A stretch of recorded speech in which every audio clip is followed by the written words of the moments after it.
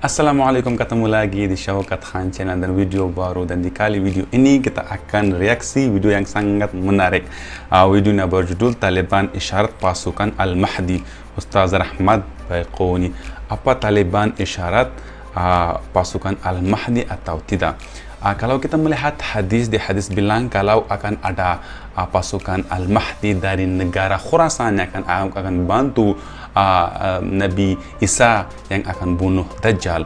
Tapi di hadis bilang kalau akan ada pasukan dari negara Khurasan. Khurasan itu nama dulu Afghanistan. Tapi kalau kita lihat bendera, kalau di hadis bilang kalau bendera akan berwarna hitam, tapi kalau kita lihat bendera Taliban yang sekarang berwarna putih. Jadi kita belum tahu apa-apa dan kita belum bisa percaya apa-apa, dan banyak hoax juga saat ini di YouTube kalau kita melihat tentang Afghanistan dan tentang negara-negara lain. Tapi aku minta dari teman-teman jangan percaya dengan setiap berita yang kita mendengar dari YouTube, karena banyak hoax, banyak yang bohong.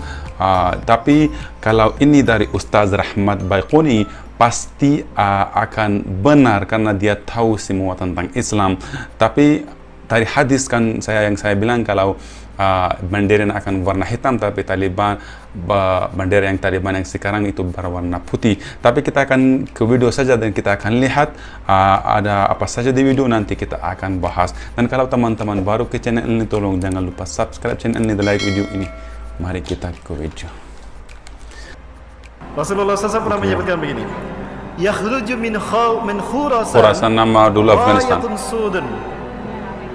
La yarudduha syai'un hatta tunsaba bi Iliya.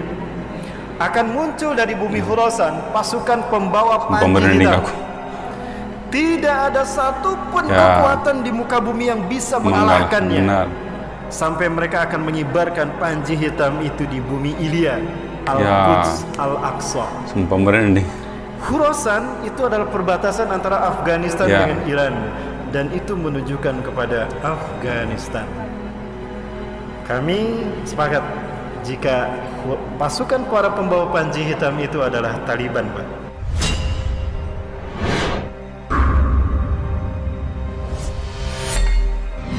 Rasulullah SAW pernah menyebutkan begini, yakhruju min Khurasan rayatun sudun la yarudduha syai'un hatta tunsaba bi Iliya. Akan muncul dari bumi Khurasan pasukan pembawa panji hitam. Tidak ada satupun kekuatan di muka bumi yang bisa mengalahkannya. Sampai mereka akan mengibarkan panji hitam itu di bumi Iliya, Al-Quds, Al-Aqsa. Yang aku baca ini. Khurasan itu adalah perbatasan antara Afghanistan dengan Iran, dan itu menunjukkan kepada Afghanistan. Kami sepakat jika pasukan para pembawa panji hitam itu adalah Taliban, Pak. Saya yakin itu Taliban, karena Taliban lah sekarang yang berkuasa di Afghanistan dan berhasil memukul mundur kekuatan adidaya baik Rusia ataupun Amerika. Di bawah kepemimpinan Boris Yeltsin, Rusia dipermalukan oleh Taliban sampai habis pasukan Rusia di Afghanistan. Maka Islam kembali berkibar hingga dibayatlah Mullah Umar sebagai khalifah. Usama bin Laden ada di sana tahun 97, Pak. Kemudian Amerika mencoba menguji keberuntungannya. Sama, banyak yang stres dari tentara Amerika di Afghanistan, Pak, karena mereka melawan musuh yang tidak terlihat.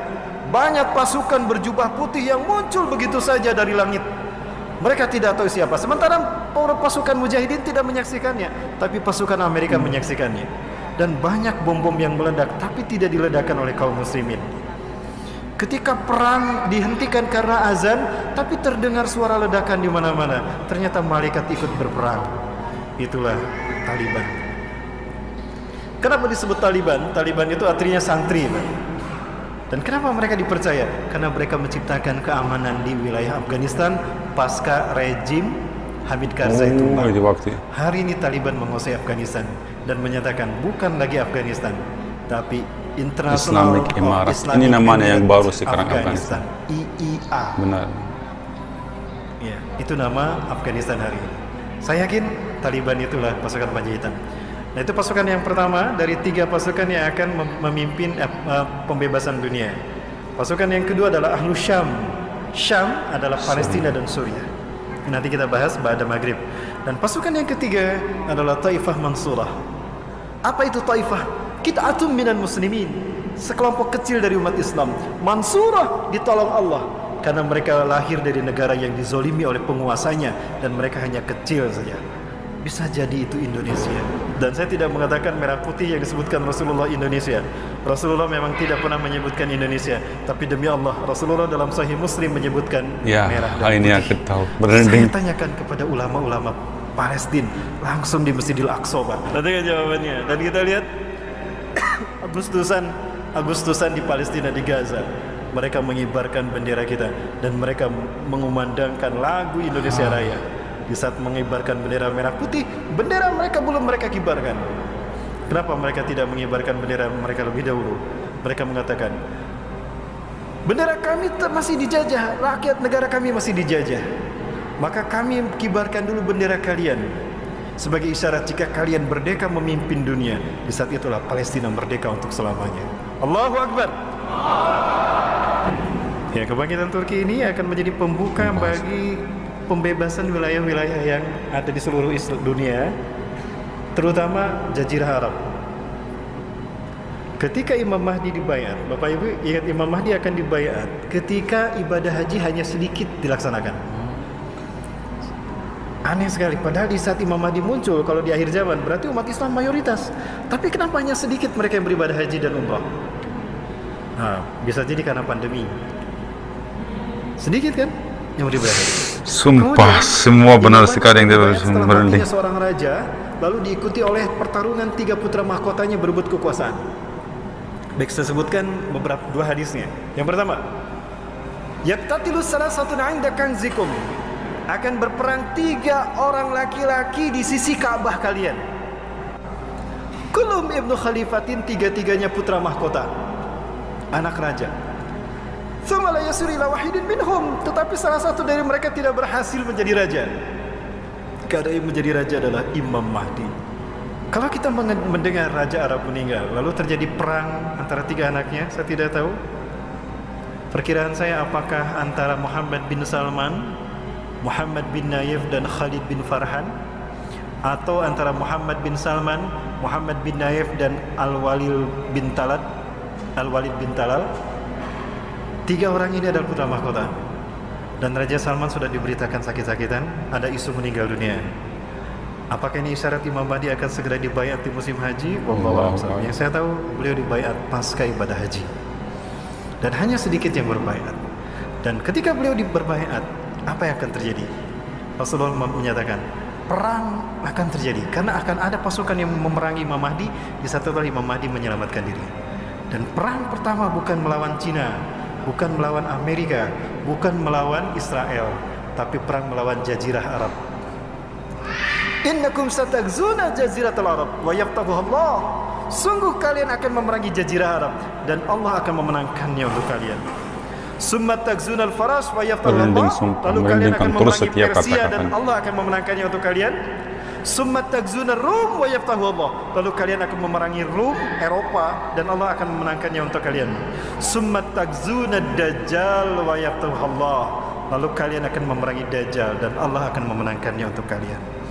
Kenapa Jazirah Arab diperangi lebih dulu? Karena Jazirah Arab dipimpin saat itu oleh orang-orang munafik. Termasuk wilayah Teluk itu dipimpin orang-orang munafik. Maka beberapa negara di Teluk ini akan menjadi titik yang akan memberikan suntikan kekuatan umat Islam di bawah kepemimpinan Imam Mahdi. Sebut saja Qatar. Qatar adalah satu negara di Arab yang memberikan suplai besar kepada para mujahidin, termasuk Al-Qaeda. Betul, sangat benar. Kalau Inggris menjadi suaka politik bagi pemimpin yang memerangi Islam dan aliran sesat, maka Qatar adalah suaka politik bagi pejuang-pejuang Islam di seluruh dunia hari ini. Maka tidak menutup kemungkinan Bani Tamim akan muncul dari Qatar. Pemuda Bani Tamim akan muncul dari Qatar. Itu sempat ada pembahasan seperti itu kan. Artinya negara-negara Teluk ini akan menjadi pemicu kebangkitan wilayah Arab dan akan menjadi suntikan kekuatan bagi terciptanya kekuatan politik bagi Imam Mahdi. Siapa itu tadi? 3 pasukannya. Ashabul Ratisud, kemungkinan Taliban, Ahlus Syam, Palestina dan Suriah, Taifah Mansurah, Asia Tenggara. Dan itu dipimpin Indonesia. Sumpah merinding sekali. Wow, sangat suka videonya, sangat bermanfaat dan aku sangat senang dari teman-teman yang rekomendasi video ini karena sangat menarik dan informasi yang berada di video ini semua sangat benar.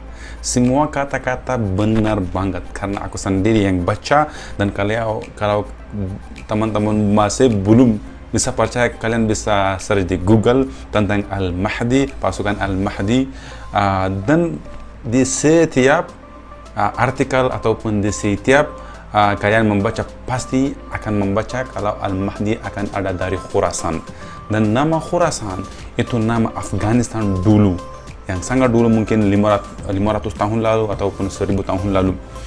Tapi ini merindingkan sekali, sumpah sangat merindingkan setiap kata-kata dari Ustaz ini dari Indonesia, tapi informasi yang dia bagi itu luar biasa dan aku sangat suka videonya. Dan seperti yang tadi aku bilang, kalau kita tidak tahu wallahu alam Taliban apa itu isyarat pasukan Al-Mahdi atau siapa, kita belum tahu wallahu alam.